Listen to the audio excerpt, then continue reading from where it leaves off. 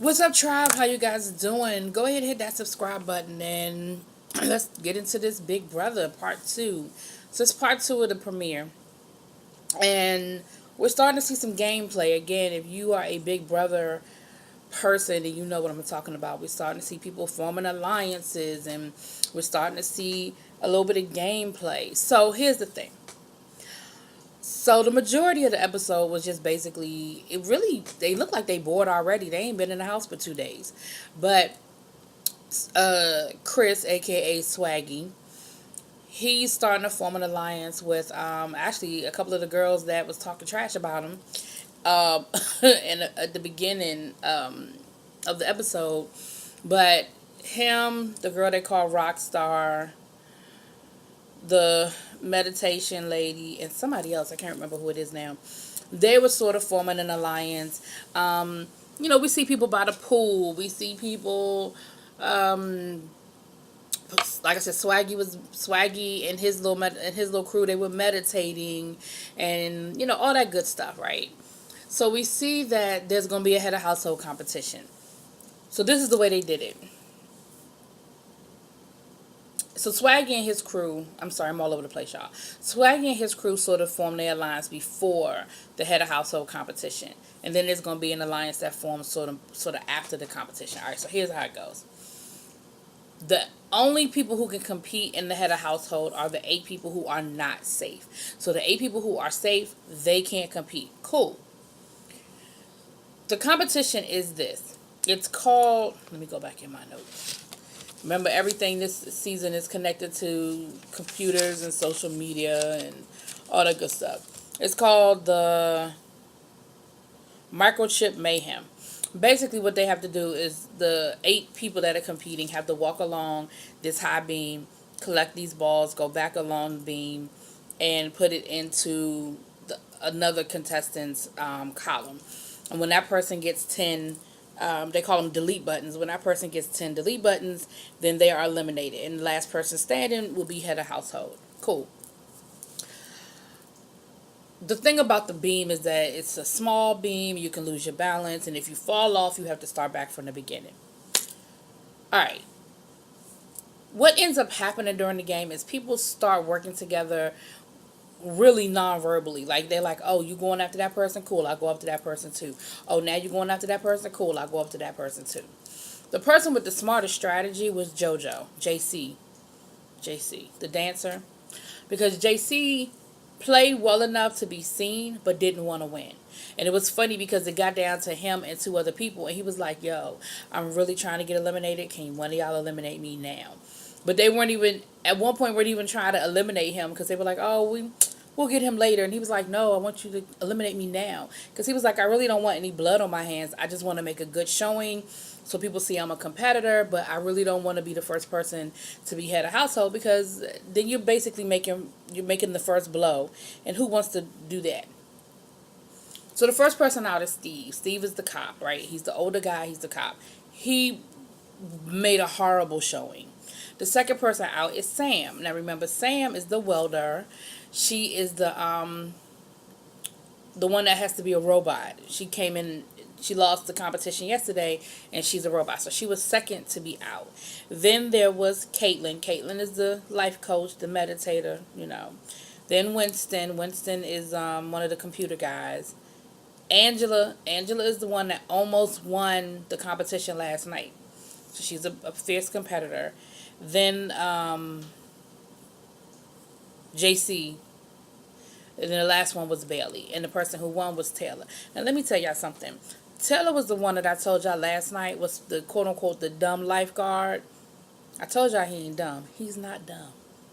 He very much knows what he's doing. He very much knows how to play this game. He's playing dumb for the purposes of the game, for people to underestimate him. But he won head of household. So what ends up happening is, of course, again, if you watch Big Brother, you know what happens next. Now the 7 people who are not safe basically are trying to plead their case to Taylor as to why they should not be eliminated, why he should keep them around. They start making promises. If you keep me safe this week, then this is what I'm going to do for you for the next 500 years, all that good stuff. This is where you start seeing the second alliance. The second alliance is like Angela, Winston, I don't remember. Oh, Casey, and one other person, I believe. And so they go to Taylor and they're like, or Tyler, excuse me, his name is Tyler. They go to Tyler and they're like, look, we hook up with this alliance. We can all work together. We'll be a power team. We're all competitive. We're all this, we're all that. And then next week, we can look out for each other. You keep us safe this week, making all the promises. So Tyler is like, all right, cool. Sounds cool to me. I mean, the problem with these alliance situations is it's kind of hard to say no.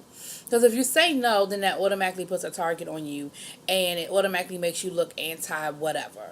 So you can't really say no, but that's why you have so many people that make side deals and backstab and lie, because what are you supposed to say? No, I don't want to be in your alliance. So Tyler is like, okay, cool. But then that really limits who he can put up for elimination. Who he can put up for a nomination this week, because he's basically taking 4 of the people out of the you know what I'm talking about, out of play. So Tyler was like, well, that's cool, because that still leaves Steve and Sam. And his thing is, Steve and Sam were the first people to lose in the competition. It's an easy way for me to explain it. It doesn't really put a lot of blood on my hands, because at this point in the competition, you don't really have a good reason to put anybody up. Like, y'all have been in the house all of one day. So that way you can at least justify why you're putting these people up for elimination. But then Swaggy and Rockstar and all them go to Tyler, and they're trying to get Tyler to put up Angela and who's the other person? I don't even think they were focusing on another person. They just kept saying, you got to get Angela out. You got to get Angela out. She's a strong competitor. Don't waste your HOH. Make sure you're going after, for the maximum impact. All that good stuff. So Tyler's like, okay, I see what's going on now. Swaggy got his little minions, because at first the girls came in there first, and then here come Mr. Swaggy. I said I wasn't going to call him that, but what ends up happening is Tyler's like, okay, I'm peeping what's going on here. Y'all have an alliance, and y'all are trying to get me to do your dirty work. And that, I think, automatically made him be like, nope, not going to do it. I see where you're going with this, and you're not going to use me. Here's the little hiccup, though. Sam, oh, she broke my heart. She was hurt because she already feels like she's out of the game, because she has to be this robot, and she can't really play a really good social game. And she's like, even when I'm in the game, when I'm able to come back in the house as me, like, it's like she feels like she's a pariah. And then she got her feelings hurt because she was targeted in the game. Like, she was the second one out, and she said she saw people ganging up on her during the game, and she was like, well, what did I do that y'all didn't want me? Like, y'all were trying to eliminate me. Like, what have I done? And she's so sweet. She started crying, and she was upset. And then when she went to Tyler, when she went to go talk to Tyler, she was the robot. And Tyler was like, oh, man, I can't put a robot up. He was like, man, I was almost crying talking to her, because she was really sincere and saying, look, I don't want to beg you, but I'm just asking to give me an opportunity, because I just don't know why people don't like me. And I've never been that. She's like, I've never been in that situation before where people just don't like me. It was sad. I felt bad for her. Oh, because at first I was like, suck it up, buttercup. Like, this is Big Brother. You know what you signed up for. But then she got me, y'all.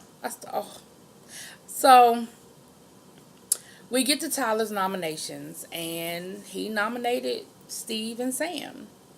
So I felt bad, because of course Sam is upset all over again, because she's like, oh, he nominated me. I don't know what she's upset. Which she should be, and I understand why she's upset. But at this point, what you're going to have to do is just fight for the power of veto. Like I explained last night, you can fight for the power of veto, and if you win, you can take yourself off the block, and then he'll be forced to put somebody else up.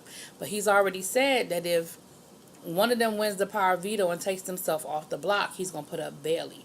Now remember, Bailey is the flight attendant / former Miss Missouri, because Bailey got a little snippy with him during the competition and kind of got nasty with him, and he was like, okay, I see you. Again, I told y'all he's not stupid, because she tried to go to him afterwards and was like, I wasn't really mad at you, I just didn't understand why you were doing that. And he was like, yeah, sure, sure. Like, you're just playing damage, you're just trying to damage control, and I get it, but I see you. So the next time is Sunday night, when they're going to do the Power of Veto Sunday night and live eviction. Now, because I'm doing the reviews, I used to like, there are different people online on Twitter that will tell you what's going on in the house, who pay for the live feeds and watch the live feeds and tweet the stuff out. But because I'm doing the reviews, I'm not going to look ahead and see what's going on. I'm going to wait and see it as they show it in real time, so that I don't know what happens before it happens, and so I won't accidentally do any spoiler alerts. So the next episode is Sunday night. We'll see who wins the power veto, how that plays out, and who gets eliminated. Y'all let me know what y'all think gonna happen. Who do you think will be eliminated? Do you think Sam will be able to win the power veto, or do you think Steve is gonna be able to win the power veto? What y'all think gonna happen? Let me know.